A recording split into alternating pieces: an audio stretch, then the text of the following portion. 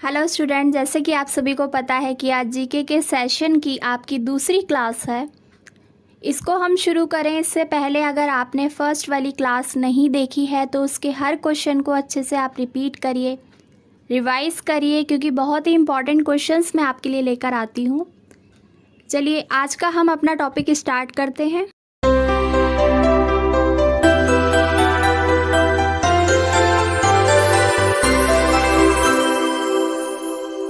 पहला प्रश्न, प्रश्न संख्या 1, साहित्य के क्षेत्र में भारत का सर्वोच्च पुरस्कार कौन सा है?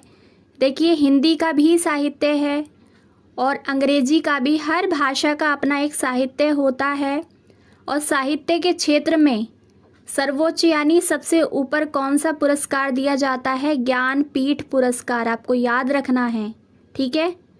साहित्य मीन्स लिटरेचर, हर भाषा का एक लिटरेचर होता है। अगला प्रश्न, प्रश्न संख्या 2, भारत में मुख्य चुनाव आयुक्त की नियुक्ति कौन करता है? उत्तर आप देख सकते हैं, राष्ट्रपति। चुनाव आयुक्त का मुख्य कौन होगा? ठीक है, चुनाव आयुक्त होगा और उसकी नियुक्ति कौन करता है? नियुक्ति राष्ट्रपति। प्रश्न संख्या 3, राष्ट्रपति पद हेतु निर्वाचन के लिए न्यूनतम उम्र सीमा क्या होती है? आपको बताना है। किसी को नियुक्त किया जाता है तो उसके लिए एक आयु सीमा होती है, तो राष्ट्रपति के पद के लिए 35 वर्ष की आयु पूरा कर चुका होना आवश्यक है। अगला प्रश्न, प्रश्न संख्या 4, धुआंधार जलप्रपात भारत के किस राज्य में है? ठीक है, सबसे पहले इस क्वेश्चन को समझने से पहले आपको पता होना चाहिए कि जलप्रपात किसे कहते हैं। आप इसमें देख सकते हैं, जब बहुत ही ऊंचाई से पानी गिर रहा होता है पहाड़ियों से होकर, उसको कहा जाता है जलप्रपात। तो नाम है धुआंधार जलप्रपात। ये कहाँ पर है? मध्य प्रदेश में, आपको याद रखना है। अगला प्रश्न, प्रश्न संख्या 5, किस धातु का प्रयोग मानव द्वारा सबसे पहले किया गया था? आपको पता है कि जब भी जीवन की शुरुआत हुई थी, मानव अस्तित्व में आया था, तो वो जब सबसे पहली धातु से परिचित हुआ था और उसने जिस धातु का प्रयोग किया था वो थी तांबा। ठीक है, तो इसका उत्तर है तांबा। अगला प्रश्न, प्रश्न संख्या 6, भारत के संविधान निर्माण में कितना समय लगा था? ठीक है, जब कोई भी चीज़ बनती है तो उसमें टाइम तो लगता है, आपको पता है। और भारत का संविधान से आप अच्छी तरीके से परिचित है, तो उसको बनने में 2 वर्ष 11 महीने और 18 दिन लगे। ये बहुत इंपॉर्टेंट क्वेश्चन है, आपसे हर क्लास में, हर लेवल पे या फिर किसी भी कॉम्पिटिटिव एग्ज़ाम में आगे तक पूछा जाएगा, तो आपको याद रखना है। और आपको पता भी होना चाहिए कि आपके जो भारत का संविधान है उसे बनने में 2 वर्ष 11 महीने और 18 दिन का समय लगा था। अगला प्रश्न, प्रश्न संख्या 7, गायत्री मंत्र किस देवता को संबोधित किया गया है? उत्तर सविता। ठीक है, इसका सही उत्तर क्या है? सविता। अगला प्रश्न, प्रश्न संख्या 8, एग्रीकल्चर किस भाषा का शब्द है? देखिए, एग्रीकल्चर आपने इंग्लिश में सुना होगा, पढ़ा होगा, और इसका मतलब होता है खेती बाड़ी करना। ठीक है, तो ये किस भाषा से लिया गया है? एग्रीकल्चर ये लिया गया है लैटिन भाषा से। अगला प्रश्न, प्रश्न संख्या 9, किस वित्तीय वर्ष में सर्व शिक्षा अभियान प्रारंभ किया गया? ठीक है, सर्व शिक्षा यानी सभी के लिए शिक्षा। कब शुरुआत हुई थी इसकी? इसकी शुरुआत हुई थी 2001 से 2002 में। ठीक है, अगला प्रश्न, प्रश्न संख्या 10, द्वितीय विश्व युद्ध के दौरान प्रथम परमाणु बम कहाँ पर गिराया गया था? इसका सही उत्तर है हिरोशिमा और नागासाकी। ठीक है, यानी जापान। आपको याद रखना है, और इसका जो इफ़ेक्ट है वो अभी तक वहाँ पर देखा जा सकता है। परमाणु बम यहाँ पर गिराया गया था किस दौरान? जो सेकेंड वर्ल्ड वॉर हुआ था उस दौरान। अगला प्रश्न, प्रश्न संख्या 11, किडनी की कार्यात्मक यूनिट क्या होती है? देखिए, किसी भी चीज़ की कार्यात्मक यूनिट होती है। अब जैसे इलेक्ट्रिसिटी की है वॉट, ठीक है, और भी वेट की हो गई किलोग्राम, डिस्टेंस की किलोमीटर, मीटर, ये सब। ठीक है, तो इसी तरीके से जो किडनी की कार्यात्मक यूनिट होती है वो होती है नेफ्रॉन। अगला प्रश्न, प्रश्न संख्या 12, जूनो मिशन नासा द्वारा किस ग्रह के लिए है? इसमें आप देख सकते हैं किस ग्रह के लिए है, बृहस्पति, जो कि सबसे बड़ा ग्रह भी है हमारे सौरमंडल का, हमने पढ़ा है इस बारे में। अगला प्रश्न, प्रश्न संख्या 13, कार्बन का शुद्धतम रूप क्या होता है? ठीक है, कार्बन के बारे में सभी ने सुना होगा, और उसका शुद्धतम प्योरेस्ट जो फॉर्म होती है वो क्या होती है? हीरा। अगला प्रश्न, प्रश्न संख्या 14, भारत में ज्ञानपीठ पुरस्कार किस क्षेत्र में दिया जाता है? ये हमने अभी भी पढ़ा था शुरुआत में ही इस वीडियो के। तो ये दिया जाता है साहित्य यानी कि लिटरेचर के क्षेत्र में, जो कि सर्वोच्च पुरस्कार है। अगला प्रश्न, प्रश्न संख्या 15, कलिंग युद्ध का वर्णन अशोक के किस शिलालेख में है? तो ये है इसका वर्णन उत्तर 13वें शिलालेख में। ठीक है। अगला प्रश्न, प्रश्न संख्या 16, राष्ट्रीय नमूना सर्वेक्षण संगठन की स्थापना किस वर्ष की गई थी? तो ये की गई थी 1950 में। हमारा देश कब आज़ाद हुआ था? 1947 में। तो 3 साल के बाद इसकी शुरुआत या फिर इसकी स्थापना की गई थी। अगला प्रश्न, प्रश्न संख्या 17, ग्रामीण विद्युतीकरण निगम की स्थापना कब की गई थी? देखिए, ग्रामीण विद्युतीकरण निगम जो है वो किस चीज़ को प्रमोट करता है? गाँवों में, दूर दराज के क्षेत्रों में इलेक्ट्रिसिटी पहुँचाना। ठीक है, तो इसकी शुरुआत हुई थी, इसकी स्थापना हुई थी जुलाई 1969 में। अगला प्रश्न, प्रश्न संख्या 18, 1998 में राष्ट्रमंडल खेल का आयोजन कहाँ किया गया था? यानी कि कॉमनवेल्थ गेम का आयोजन कहाँ किया गया था? 1998 में। इसका सही उत्तर है कुआलालंपुर, मलेशिया। ठीक है, कुआलालंपुर, मलेशिया में। अगला प्रश्न, प्रश्न संख्या 19, कौन विश्व का सबसे छोटा महासागर है? आपको बताना है सबसे छोटा महासागर। तो इसका सही उत्तर है आर्कटिक महासागर। अगला प्रश्न, प्रश्न संख्या 20, शरीर की सभी कार्यों का नियंत्रण कौन करता है? कौन सा अंग करता है? तो वो है मस्तिष्क, यानी कि आपका ब्रेन। आपका ब्रेन ही डिसाइड करेगा कि आप किस तरीके से कार्य कर रहे हैं, और आपका पूरा शरीर या उसका कोई भी अंग किस तरीके से रिएक्ट करेगा। तो वो सब कुछ किस पर डिपेंड करता है? वो डिपेंड करता है आपके मस्तिष्क पर। अगला प्रश्न, प्रश्न संख्या 21, अविश्वास प्रस्ताव पर परिचर्चा के लिए तिथि कौन तय करता है? तो यहाँ पर समझने वाली बात है कि अविश्वास प्रस्ताव होता क्या है। देखिए, पार्लियामेंट में यानी कि संसद में अगर किसी पार्टी के विपक्ष के जो लोग होते हैं, ठीक है, वो ये दावा कर दें कि उस पर लोगों का विश्वास नहीं रहा, ठीक है, उसे बहुमत प्राप्त नहीं है अब, तो उसे कहा जाता है अविश्वास प्रस्ताव। तो इस पर परिचर्चा करने के लिए डेट कौन तय करता है? लोकसभा अध्यक्ष। आपको यही याद रखना है कौन डेट तय करता है।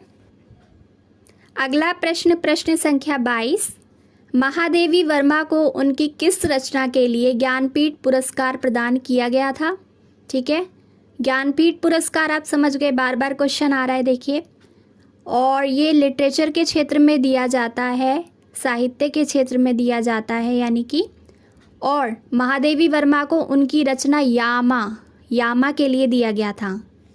अगला प्रश्न, प्रश्न संख्या 23, सौरमंडल में आकार की दृष्टि से पृथ्वी का स्थान कौन सा है? ठीक है, यहाँ पे आकार को आप ध्यान रखना। तो आकार की दृष्टि से पृथ्वी का स्थान है 5वां। अगला प्रश्न, प्रश्न संख्या 24, शरीर के किस अंग को रक्त बैंक कहते हैं? तो इसका सही उत्तर है प्लीहा। आप इसे इस पिक्चर में भी देख सकते हैं। अगला प्रश्न, प्रश्न संख्या 25, स्वामी विवेकानंद ने शिकागो में हुए विश्व धर्म सम्मेलन को कब संबोधित किया था? ठीक है, स्वामी विवेकानंद जी को सभी जानते हैं, तो उन्होंने शिकागो में विश्व धर्म सम्मेलन संबोधित किया था 1893 में। बढ़ते हैं अपने अगले प्रश्न की तरफ। प्रश्न संख्या 26, जलियांवाला बाग हत्याकांड कब हुआ था? तो इसका सही उत्तर है 13 अप्रैल 1919 में। देखिए, जलियांवाला हत्याकांड जो हुआ था वो अमृतसर में जगह है, और वहाँ पर अभी भी गोलियों के निशान देखे जा सकते हैं। इसको डिटेल में पढ़ेंगे हम अलग से वीडियो में। अगला प्रश्न देख लेते हैं। प्रश्न संख्या 27, विश्व कंप्यूटर साक्षरता दिवस कब मनाया जाता है? तो पहले समझ लेते हैं कंप्यूटर साक्षरता दिवस है क्या। तो जो कंप्यूटर साक्षरता यानी जो कंप्यूटर को बेसिकली आप चला लेते हो उसको कहा जाता है साक्षर होना कंप्यूटर के प्रति। ठीक है, आपको बेसिक नॉलेज है कंप्यूटर की, तो इसका मतलब आप कंप्यूटर चलाने में या फिर कंप्यूटर के साथ साक्षर हैं। ठीक है, कंप्यूटर का ज्ञान आप जानते हैं। तो ये दिवस मनाया जाता है 2 दिसंबर को। बढ़ते हैं अपने अगले प्रश्न की तरफ। प्रश्न संख्या 28, किस महासागर में द्वीपों की संख्या सर्वाधिक है। ठीक है, छोटे छोटे द्वीप और महाद्वीप होते हैं, तो आपको पता होना चाहिए कि किस महासागर में द्वीपों की संख्या सर्वाधिक यानी सबसे अधिक है। प्रशांत महासागर में, और ये सबसे बड़ा महासागर भी है। अगर आपसे पूछा जाए कि सबसे बड़े महासागर का नाम बताइए तो आप कहेंगे प्रशांत महासागर। अगला प्रश्न, प्रश्न संख्या 29, सूचना का अधिकार कानून किस वर्ष लागू हुआ। तो ये लागू हुआ था 2005 में। इंग्लिश में इसको आप कह सकते हैं इंफॉर्मेशन, राइट टू इंफॉर्मेशन। अगला प्रश्न, प्रश्न संख्या 30, बृहस्पति ग्रह की खोज किस वैज्ञानिक ने की थी। तो इसकी खोज की थी गैलीलियो ने। अगला प्रश्न, प्रश्न संख्या 31, गंगा को राष्ट्रीय नदी कब घोषित किया गया। 4 नवंबर 2008 को। ठीक है, आपको याद रखना है। अगला प्रश्न देख लेते हैं इसमें। प्रश्न संख्या 38, ब्लू पर्वत और ग्रीन पर्वत किस देश में स्थित पर्वत हैं। ठीक है, ब्लू और ग्रीन पर्वत कहाँ पर है। संयुक्त राज्य अमेरिका में, आपको याद रखना है। अगला प्रश्न, प्रश्न संख्या 39, विश्व में मूंगफली का सर्वाधिक उत्पादक देश कौन सा है। तो सबसे ज़्यादा विश्व में यानी पूरी दुनिया में मूंगफली कहाँ पर उत्पादित की जाती हैं, कहाँ पर उसका उत्पादन होता है, वो होता है भारत में।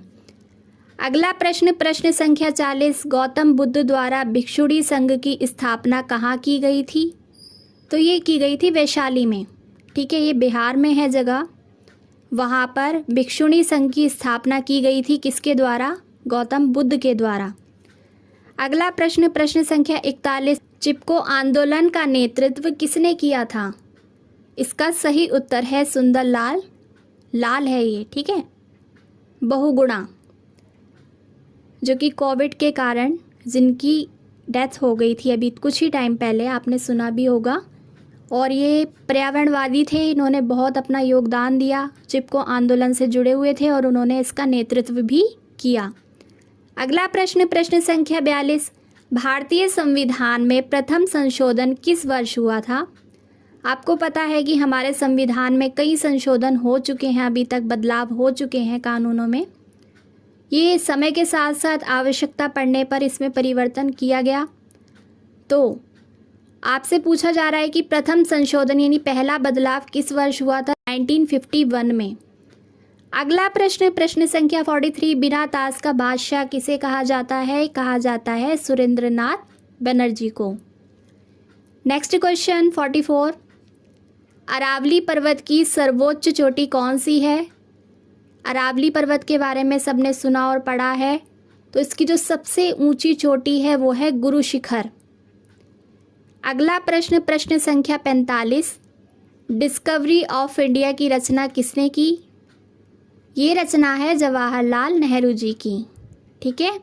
अगला प्रश्न, प्रश्न संख्या 46, भारत की सबसे पुरानी राजनीतिक पार्टी कौन सी है। तो सबसे पुरानी जो राजनीतिक यानी पॉलिटिकल पार्टी है कांग्रेस। नेक्स्ट क्वेश्चन 47 यानी 47, बैंक दर से क्या प्रभावित होता है। उत्तर, ब्याज की बाजार दर प्रभावित होती हैं। ठीक है, ब्याज होता है इंटरेस्ट। इसको हम डिटेल में भी पढ़ेंगे, अलग से वीडियो में बना के डाल दूंगी। अगला क्वेश्चन देख लेते हैं फटाफट।